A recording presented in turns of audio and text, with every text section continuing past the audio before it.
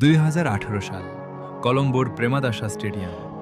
শ্রীলঙ্কার দেওয়া 214 রানের বিশাল পাহাড়সম লক্ষ্য। টি-20তে এমন লক্ষ্য তাড়া করাটা ছিল প্রায় অসম্ভব, কিন্তু সেদিন কলম্বোর মাঠে টাইগারদের চোখে মুখে ছিল অন্যরকম এক জেদ। ইতিহাস করার লক্ষ্যে মাঠে নামল বাংলাদেশ। শুরুতেই তাণ্ডব শুরু করলেন তামিম ইকবাল আর লিটন দাস।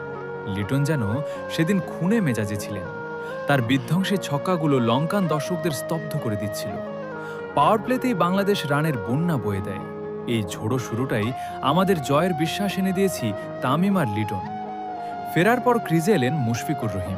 রানের চাকা সচল রাখতে তিনি খেললেন বুদ্ধিদীপ্ত ক্রিকেট। লঙ্কান বোলারদের প্রতিটি ডেলিভারি তিনি নিখুঁতভাবে রিড করছিলেন। মুশফিকের সেই শান্ত অথচ আক্রমণাত্মক ব্যাটিং ম্যাচকে আমাদের নিয়ন্ত্রণে নিয়ে আসে। মুশফিকের রিভার্স সুইপ আর ডাউন দ্য উইকেট এসে মারা শটগুলো ছিল দেখার মতো। লঙ্কান দর্শকরা বিশ্বাসই করতে পারছিল না যে ছোটখাটো গড়নের এই মানুষটা কিভাবে পুরো বোলিং লাইন আপকে তছনছ করে দিচ্ছে। মুশফিক সেদিন একাই ম্যাচের চিত্র বদলে দিয়েছিলেন। ম্যাচ যখন শেষ পর্যায়ে, স্নায়ুর লড়াই তখন চরমে। ৩৫ বলে অপরাজিত ৭২ রানের সেই ইনিংসটি আজ আমাদের ক্রিকেটের এক অমূল্য সম্পদ। শেষ ওভারে যখন জয়ের জন্য রান দরকার, পুরো স্টেডিয়াম তখন স্তব্ধ হয়ে অপেক্ষা করছিল এক ঐতিহাসিক মুহূর্তের। এবং জয়। ৫ বল হাতে রেখেই বাংলাদেশ ২১৪ রানের রেকর্ড লক্ষ্য টপকে গেল।